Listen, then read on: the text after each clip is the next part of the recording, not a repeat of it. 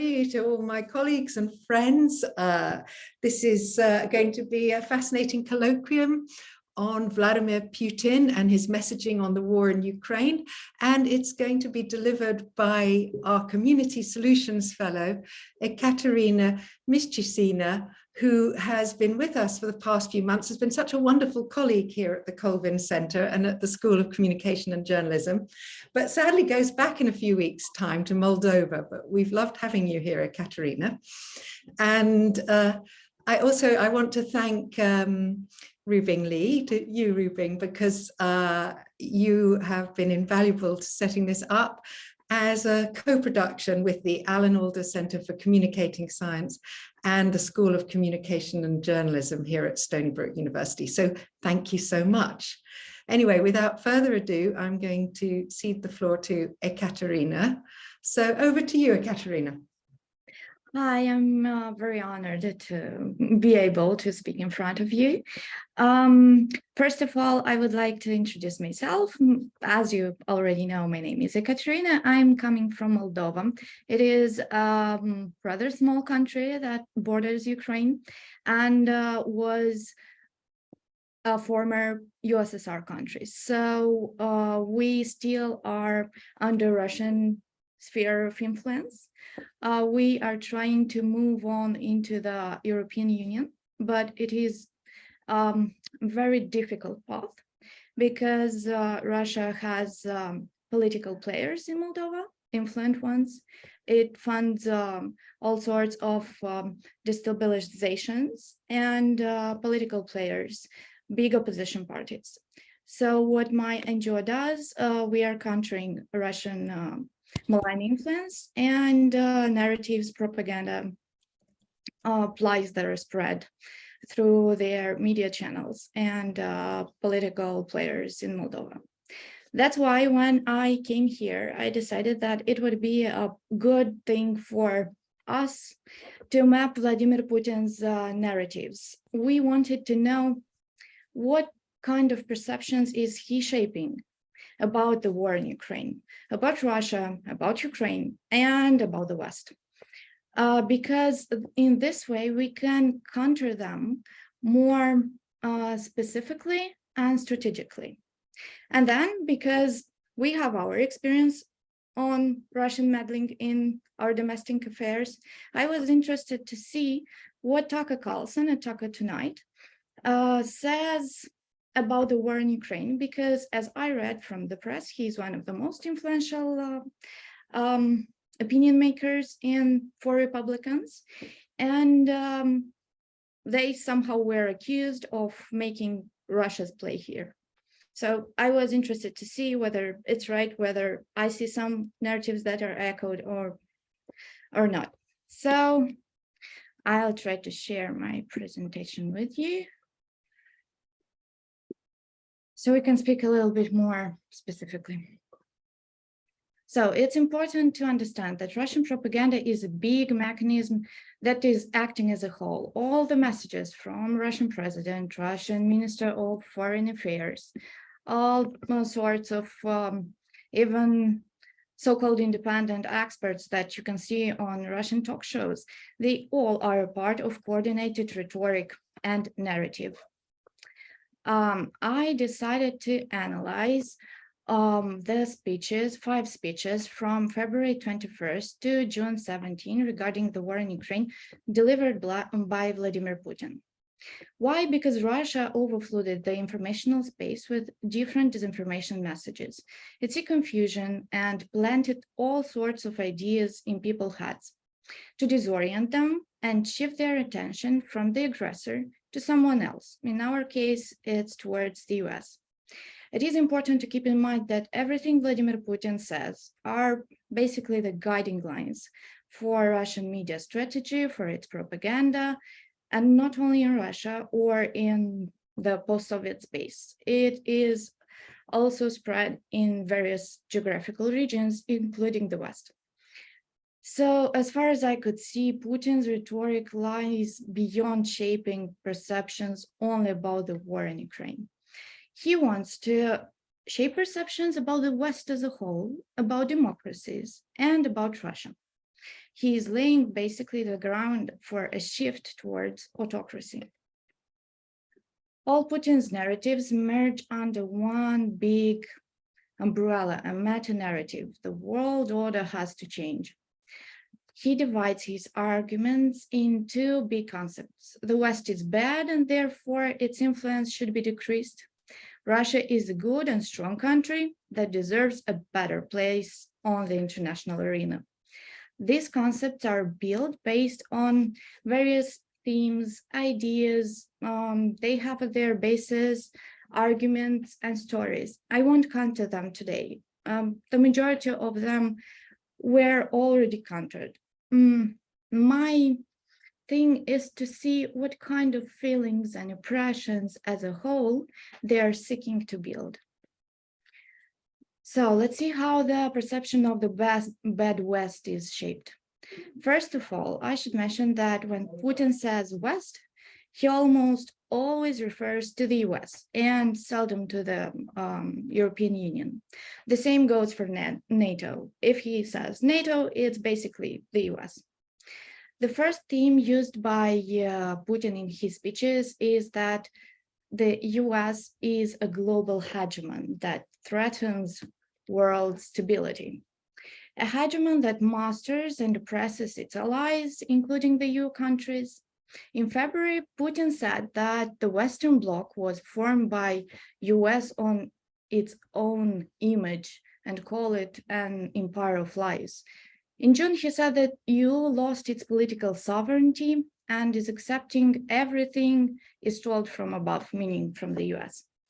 In order to shape the perception that US is a threat for the whole world, Putin accuses it of disregarding international law, disregarding powerful and emerging economies alike, and disregarding Russia. He puts the blame on the economic crisis on the West, on short-sighted policies and colonialism.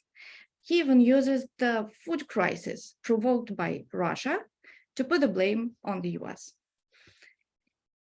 What else is Putin trying you to believe in? And that the US is threatening Russia through NATO enlargement.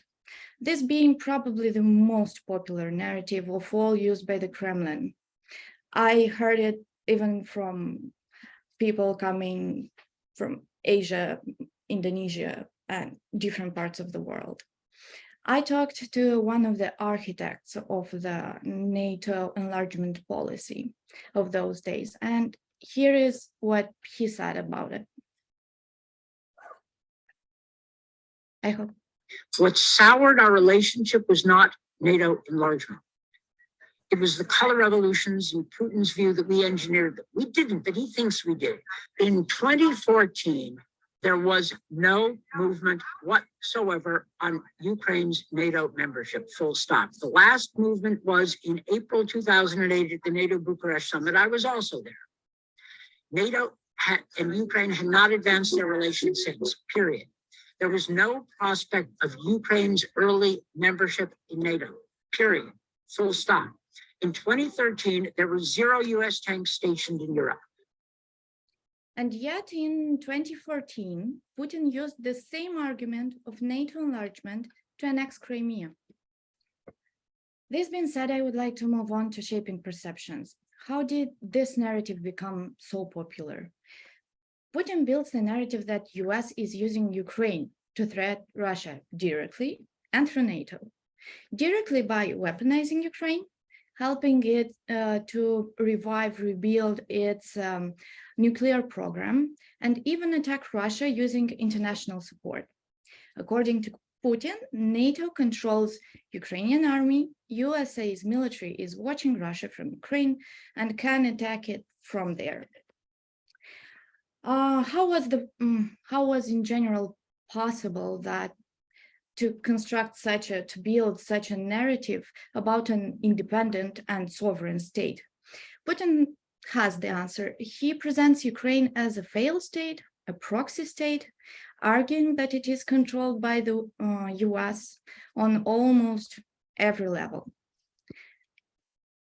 So he accuses NATO and US for creating an anti-Russia in Ukraine by organizing the Maidan Revolution that was in 2013.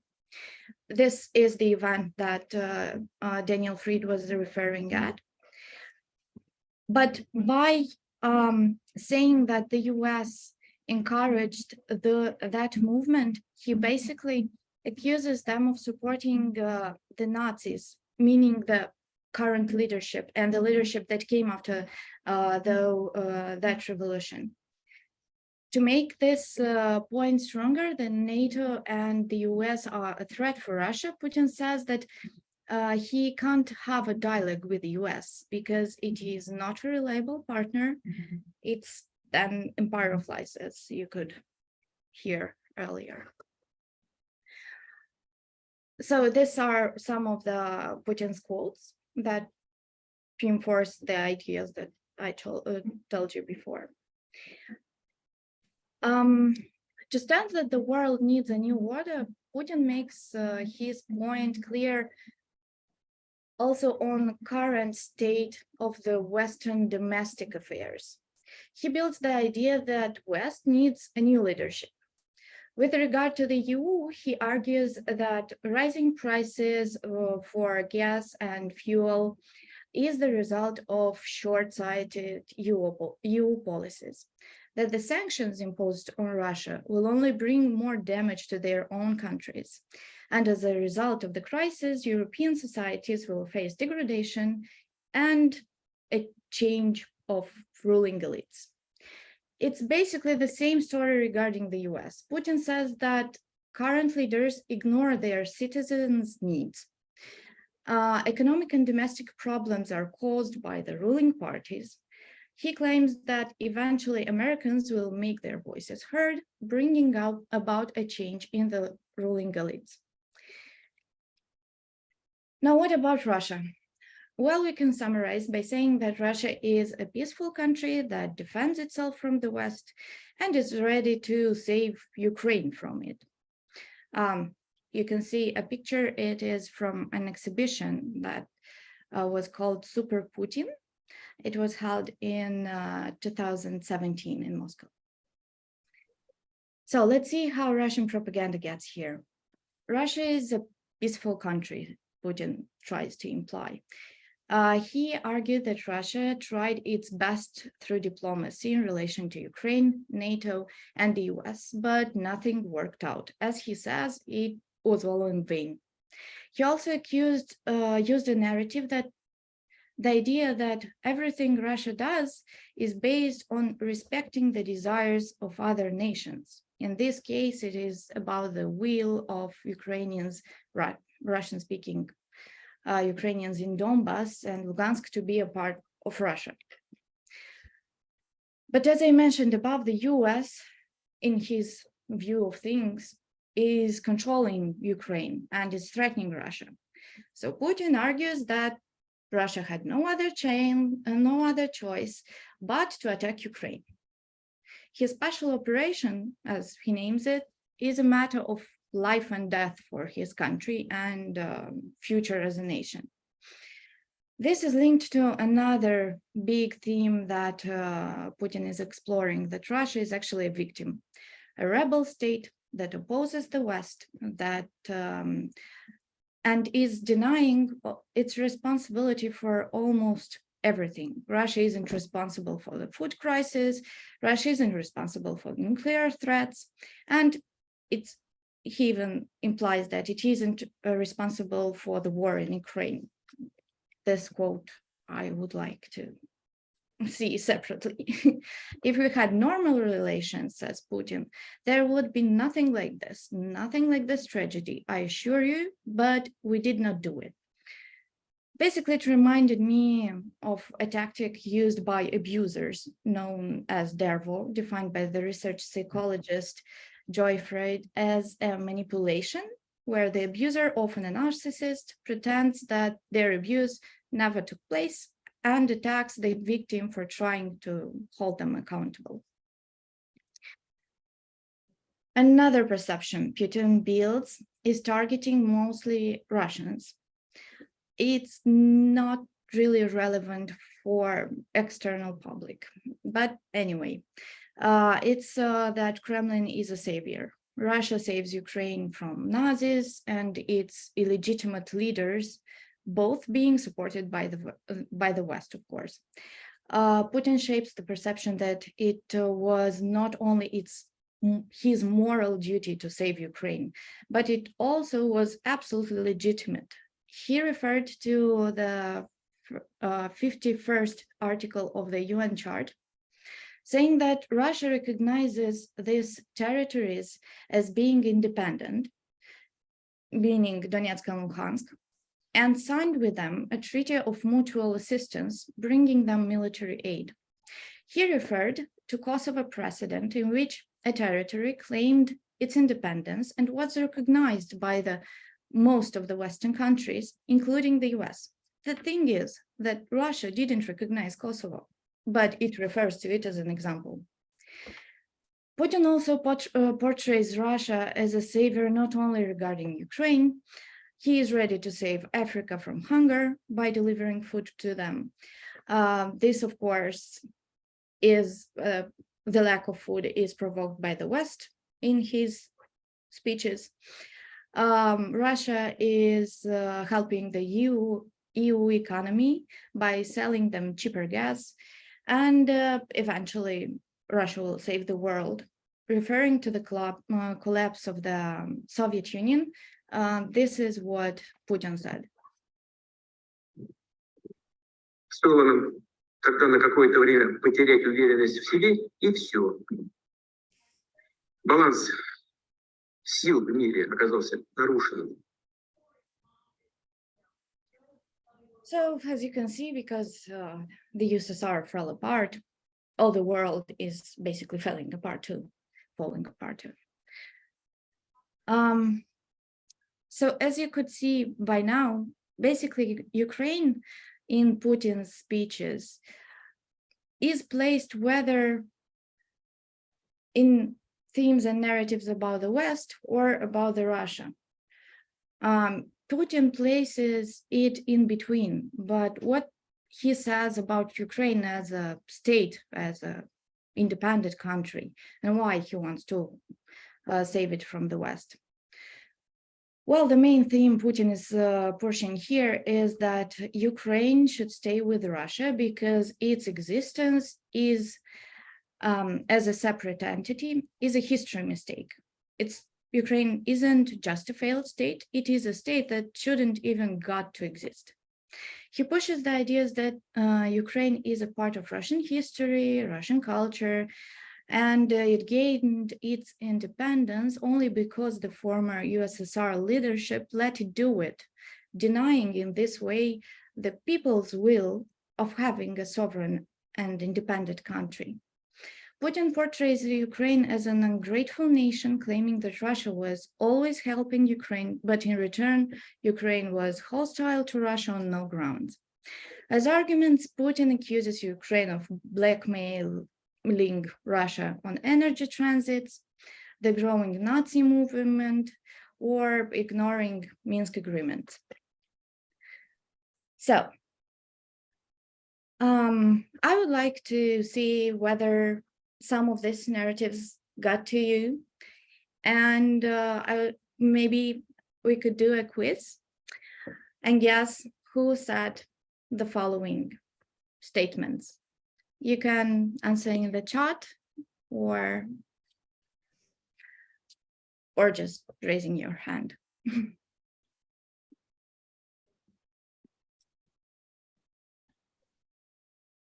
How do you think? Who said that? That America and the UK demand total war with Russia regime? Let's see. Yeah, it was Tucker Carlson on September 22nd. And this one?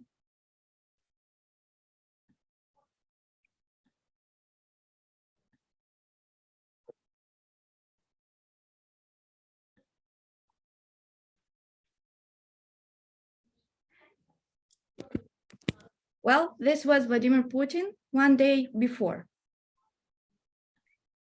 you can see the similarities basically between the two of them. One of these quotes is Vladimir Putin's, and another one is Tucker Carlson's.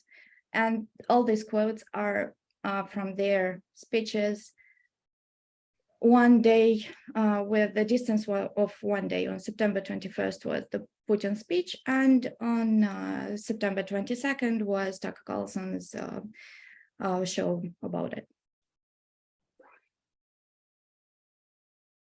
So this is basically the same idea that they both are pushing about negotiations.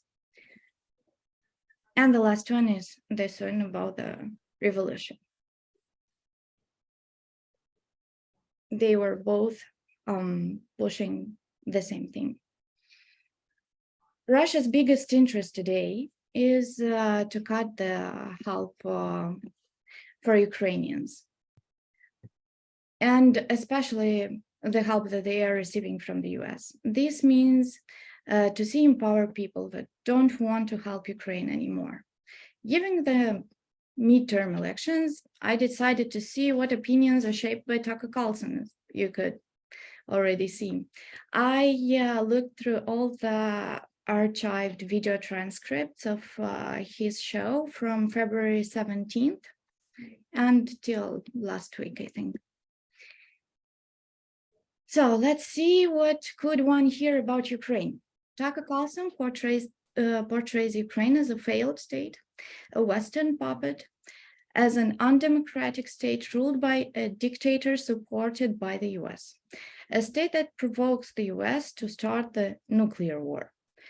This description of Ukraine creates the perception that Ukraine is not worth helping. If the victim of the aggression is portrayed like this, then what's the image of the aggressor? Russia is portrayed as a strong country whose economy isn't affected by Western sanctions, a country that has the power to destroy the world. Russia is led by an evil, but definitely not a stupid president, and that unlike Ukraine, Russia is blamed unfairly for using disinformation. Carlson is bringing several examples, arguing that the Russian version of things is actually true. When talking about Russia, truth to be said, he condemns it for what Russia does in Ukraine, but he almost all the time places a but next to all of this condemnation speech. And it looks basically like this. We can say that Vladimir Putin is at fault for what happened last night. But then what?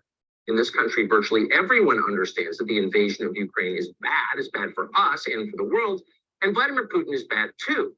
The question is, what do we do next? Americans may be mad at Putin, understandably, but they're wary of where our leaders are taking us next. This war is a humanitarian tragedy, that we know. But the war is also a political event. Putin is bad. No one in America is going to argue with that. But will destroying the entire Russian economy make Putin less bad? Now, the truth is, Vladimir Putin did invade Ukraine. That's true. That's bad. But that's not why you can't afford to fill your tank. In fact, Putin may well be crazy, but it's fair to assume there was more to the invasion of Ukraine than a single psychiatric episode. So this is part of the endless posturing about how Russia is bad, and sure, Russia's bad. Fine, Russia's bad. But it's the words, as always, that matter. Vladimir Putin may be evil. They tell us that he is evil. But is he stupid? Probably isn't stupid. In this way, he decreases the impact of Russian aggression, even if he talks about it. And he shifts the attention from the war to its cost to the US, arguing that it's not worth it. Unlike Russia, US is portrayed as a country led by a senile leader, a country whose leadership benefits from the war and the energy crisis as an outcome. A leadership that disregards its own people's needs. It is also a country in which institutions and leadership cannot be trusted. Almost all the time when Tucker Carlson talks about the US role in the war in Ukraine, next to him is used a picture of Capitol and the title War Machine. I'm almost sure you have seen this, even on the internet. If Vladimir Putin, when referring to the West, means the US, Tucker Carlson, when talks about the US, means the Biden administration. Carlson, as well as Putin, is shaping the perception that the US is to blame for the Russian invasion in Ukraine. In mid-February, he was saying that the US pushes Ukraine for a war. In March, he said that the US was seeking a war with Russia long ago. You can see on the chart, I colored in blue the Russian narratives that were echoed by Tucker Carlson. And we'll move on.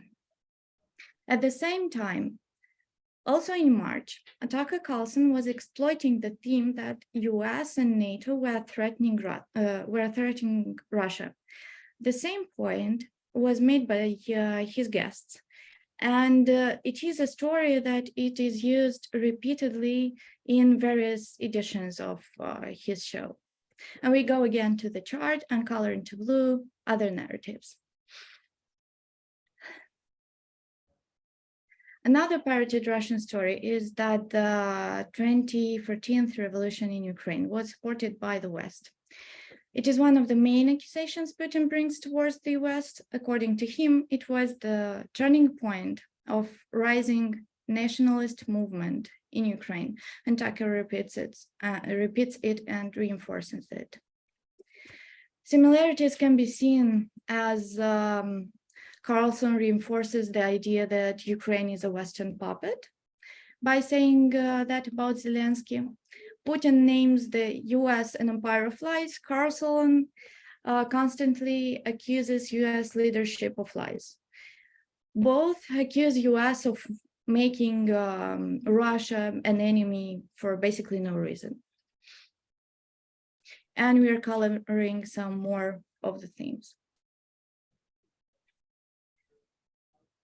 So, but Tucker Carlson goes beyond echoing Russian narratives, or while reinforcing the narrative that US is a threat for Russia, or that US is responsible for a war in Ukraine, Carlson plays on the fear of its audience by saying that US is provoking a war with Russia right now, or even a world war.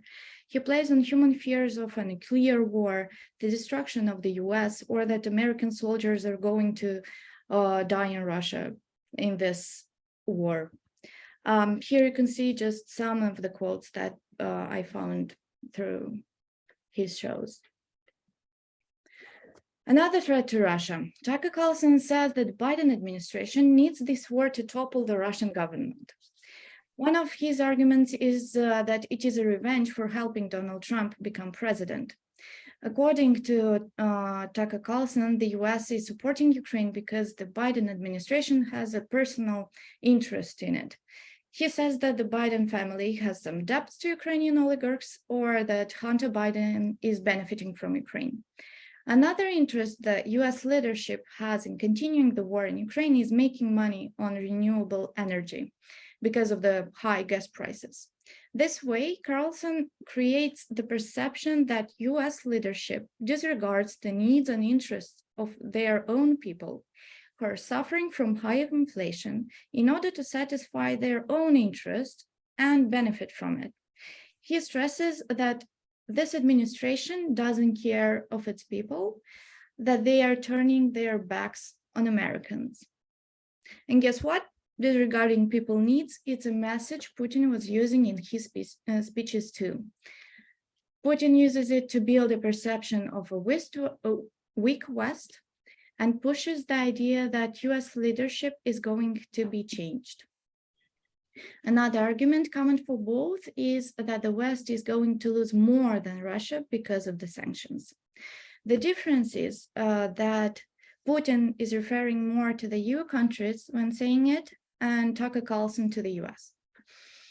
Actually, Tucker Carlson says directly that the US is weak under the current administration, presenting Joe Biden as a senile leader, and his failure to contain Russia's invasion only helps in shaping this perception.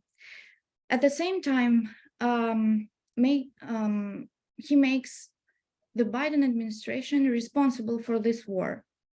Carlson brings the discussion about Biden interests in the war to almost absurd levels, saying that Biden wants to build an autocracy inside the US and limit people's freedom. We can also find similarities in arguments referring to the idea that US it is a global hegemony threatening the world stability. Carlson implies that the world economy is going to collapse. If the world economy is going to collapse, it will be because of the Biden administration, and we have another short video. The world economy is going to collapse, and you're no longer be able to afford meat for dinner. If you're not going to have power, you should probably know why. And it has nothing to do, they assure you, with the criminal negligence of people like Kamala Harris and Joe Biden. No, it's because of a place called Ukraine. Well as Putin, Tucker Carlson sets the argument that high inflation the US is facing is due to printing huge sums of money under the Biden administration. He's waiving the responsibility of the effects of the Russian invasion in Ukraine. Another narrative is that US under Biden administration disregards the rule of law, that this is the same thing that Putin is pushing for. Carlson says that it disregards the rule of law by destroying and impoverishing Russia, by applying those sanctions on Russia. Carlson is basically asking the same way Putin does, what happens if the US comes after you, or Biden administration in the Carlson case. But the most destructive of all these messages, I think, that are the ones that shape the idea that US leadership and its institutions cannot be trusted anymore.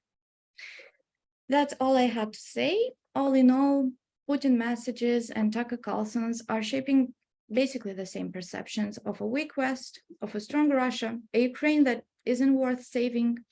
They both are demonizing US, whether referring to it as a global hegemony, as Putin does, or referring to its leadership, as Tucker Carlson does. It was astonishing for me to see how Russia has tried to shift the attention from itself as an aggressor to the US, and then find out that Tucker Carlson is making absolutely the same arguments. While Putin is trying to undermine US positions from the outside, Carlson does it from within. Providing the same messages, he reinforces the audience belief in them. How does Russia benefit from it is quite clear. Putin wants to decrease US influence on the international arena and build his multipolar world.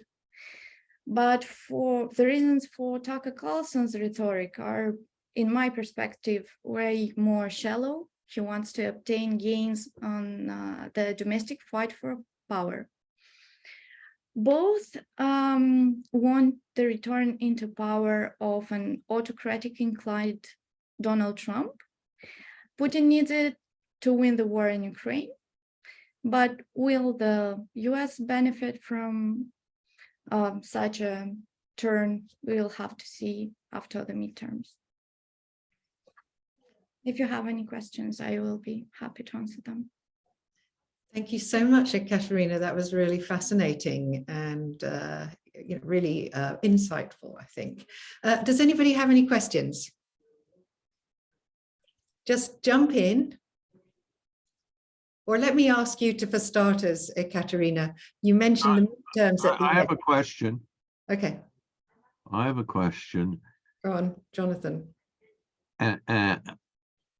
How much do you think that what we might call the digital charisma of Zelensky scares the very uncharismatic Putin, and how much of this amplifies his feeling that he's like a little ferret in a cage, that he has to go faster and faster and faster with the propaganda to Europe and America because he's really losing. Yes, he is definitely losing. And this basically was my feeling about this invasion. Ukraine had 8 years to prepare for it. And what they did, they flooded the info space with their own narratives, with their own ideas. They were pre-bunking and they were anticipating Russian propaganda. This is basically what Ukrainians are trying to do on international level too. They can't do it by themselves, of course, but they are a great example of it. And knowing how efficient the strategy was within the Ukraine, I think Russians are trying to push more aggressively their rhetoric. Yes, surely because of the Ukrainians' charisma too. Ecaterina, Nicholas Wiggenhauser's got a question in the chat lines. Nicholas, if you're there, please jump in and ask it. Otherwise, I'll read it out. Yes, I'm here. So I was wondering, what is your perspective in terms of, the very intentional use of the label Nazi and Nazism fight against Nazism for, the strategy of communication by the Kremlin? It is a narrative and a term used mostly for internal public and for the Eastern Europe.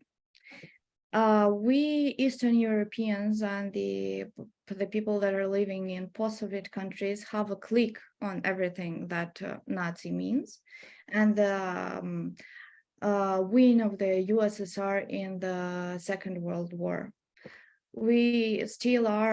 Some countries still are celebrating it with huge parades.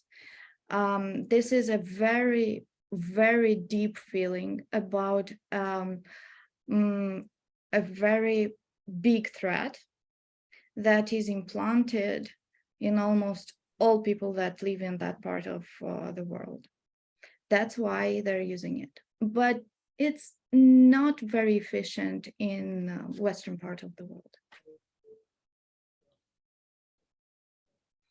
I hope I... Yes, thank you so much. I was, thinking about exactly the same, historical signature that, in so many, especially Eastern European countries that, concept has. So yes, thank you so much. Sure. How much are you worried, Ecaterina, about the coming midterm elections? You finished there, but do you think, what do you think? Do you think that the sort of Tucker Carlsons are in the ascendant in the Republican Party on this? Unfortunately, I'm not an expert on American politics. What I could understand while being here and reading all sorts of expert opinions is that the help for Ukraine, it had the support, it had bipartisan support. So you can't say that all the Republicans are against it. But this GOP movement, I think, is it's like almost all the extremist movements. They are small, but they have a big voice, and they are trying to amplify it by all the possible means. So that's why I think that as much as I understood, if Republicans take Congress, this will cut the help for Ukraine. Will it cut it definitely or partially? I don't know. I hope that the European Union will start to move a little bit more efficient towards helping Ukraine and not leaving it only on the US.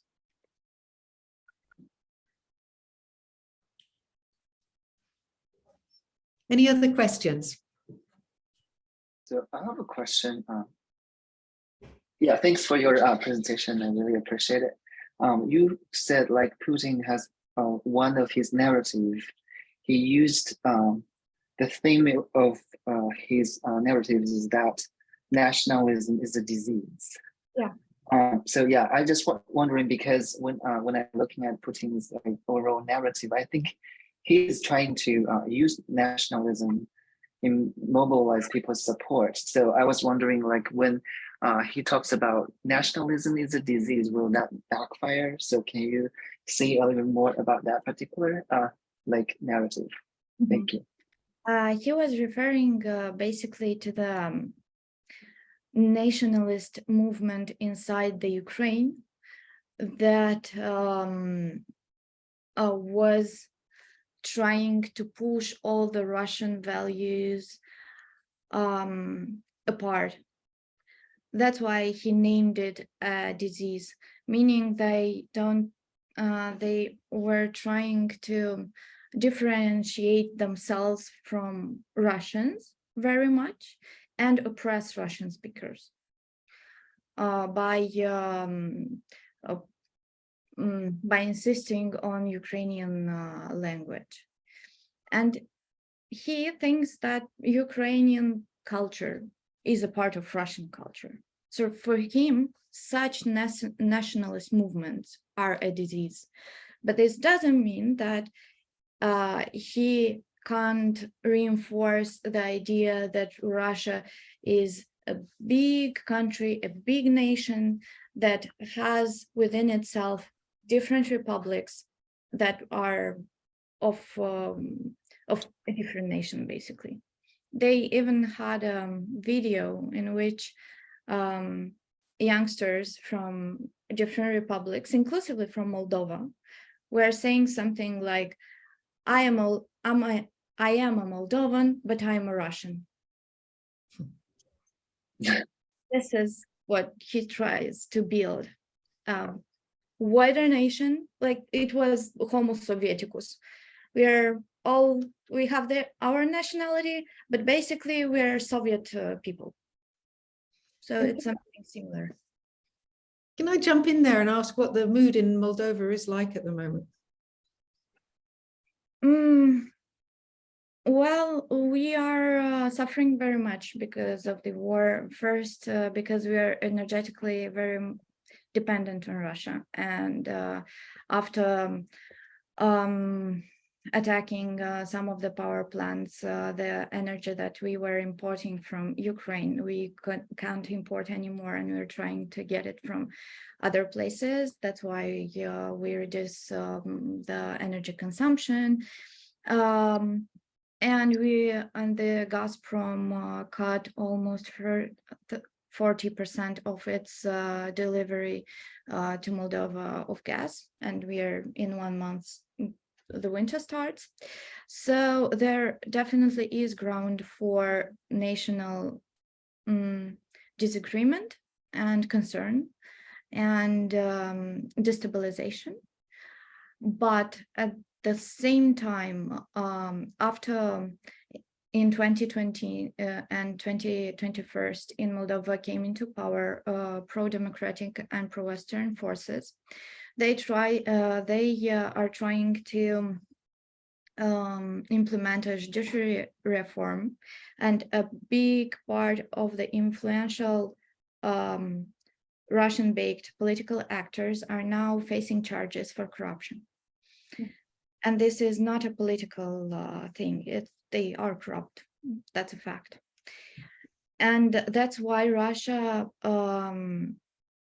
lost one of their key persons that could influence the things in Moldova. So they found another party that is way smaller. It had only, 7%, I think, in the polls. But that is very noisy. They are buying people, they are paying people to come to protest and to destabilize the situation. Recently, US Treasury put sanctions on this party leader, Shor, because of his relations with the Kremlin and They said that the FSB is mastering this protests and is mentoring the party. So it's. Can I try a thought experiment out on you? Yeah. Putin breaks from the 20th century experience with Ukraine, however bad or however good it was. And I think of bad, I'm particularly thinking of the famine under Stalin. But let's think of this, the experience after the Second World War. You had two leaders who both spoke Ukrainian, Khrushchev and, well, Brezhnev spoke Ukrainian too, but you had Khrushchev and you had Gorbachev, who were native Ukrainian speakers. And in some ways, Mr. Putin, by outlook and place of birth, St. Petersburg, has things in common with Tsar Alexander III. And in some ways, his policies vis-a-vis Moldova for one, but Ukraine especially, are just completely out of line with anything in the 20th century.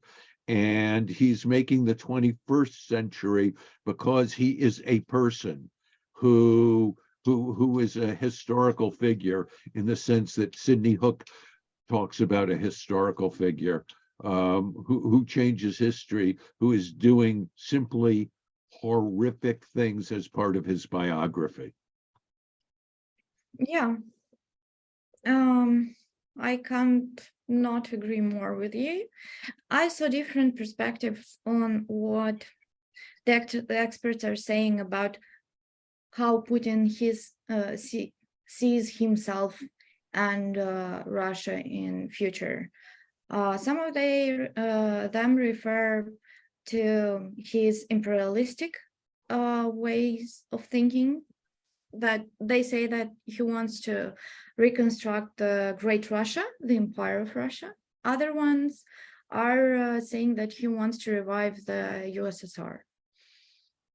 I'm not sure which of them is his key point or basis, but for me, it is threatening. His rhetoric towards West is very unhealthy.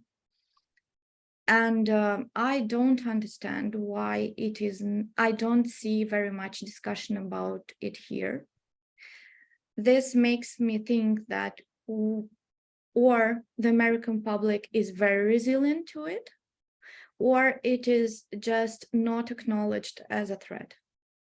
And what I see, and I heard other experts saying it, that it is an informational warfare against the US. I didn't see much response. Yeah. And it's important for countries like mine, for example, because this is what we are fighting for. We are fighting for Western values, for liberty, for freedom, and we don't want to be back into the Russian sphere of influence. We don't want to see corrupt political players that are basically autocrats and taking all the power and the resources in their hands and the hands of their friends. And this is the exact model that works in Russia. Well, if you're talking about models, let me suggest to my American friends who are not exactly up on history that Tucker Carlson, however good his ties, I mean his ties he wears on his shirts, is a echo of Charles Lindbergh. Tell us who Charles Lindbergh is.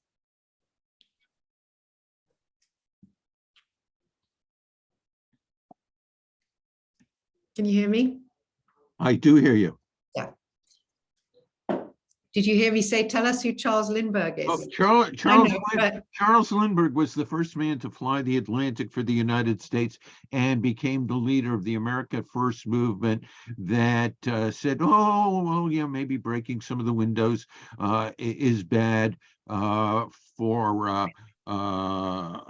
for Hitler, but we shouldn't get involved in a war. We shouldn't spend any money, and it's really not our interest. And life would be much better inside America if we never got involved in European things. I Thank see you for that. Professor Orloff's got his hand up. Yeah, thanks. Sorry for background noise. And again, it's wonderful presentation, and I can relate to a number of things, a number of aspects, given that I'm Ukrainian and my family is there. What is interesting in terms of what I found is interesting in this presentation is that recently I had discussion with the second generation Ukrainians and here in the United States, and I hear this message that if only we had Trump, the war would not happen. And I think it's there's a kind of interesting overlaps between what was presented and the ideas on Fox News and the perception of Ukrainians who probably should have analyzed the information more closely. And if they analyze it, they would realize that it's not the case. But at the same time, some of the messages from Fox News are very effective. And this is probably also resonates with some of the themes in this presentation.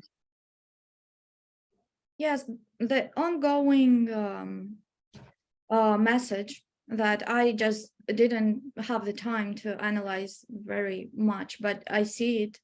It is about that actually it is a war between US and Russia. It isn't a war between Ukraine and Russia. It's a war between US and Russia. Even in Moldova, our polls show that almost 20% think that this is what is happening now in Ukraine. And the discussions about a possible end of the war, Tucker Carlson says this, Russian propaganda says that, is that the US and Russia has to come to a compromise. Leaving Ukraine without any position in here, and this is an ongoing discussion. It is present everywhere that those two powers have to make a settlement. And by reinforcing it here, you basically disregard Ukraine as a key player in this situation. Ukraine has a voice to say. Ukraine should be the one who, whether continues to fight or decides it wants to make a peace deal. But this peace deal also can be made on different grounds and from different positions. Thank you so much, Ecaterina. I think that's a very thoughtful question and answer, and really points to a lot of responsibility on the US public to get better informed. So I'm glad you're telling us about that. Is there one last question? All right, well, Could I ask Professor Orloff a question? yeah. Professor Orloff, when you tell people that you're Ukrainian these days, what kind of reaction? I mean, you're a Russian-speaking Ukrainian. Do people get the complexity that this isn't a linguistic question? And what's their reaction? Well, a lot of times it doesn't get to this deep discussion about the Russian language and Ukrainian language. And a lot of times I see compassion and people saying that support the country, but sometimes there's a silence because I was talking to. Oh, Alex, we've lost you. He's back.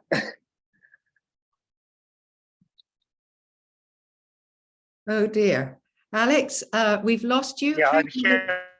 Okay, good. Shoot. Yes, Okay. can you hear me?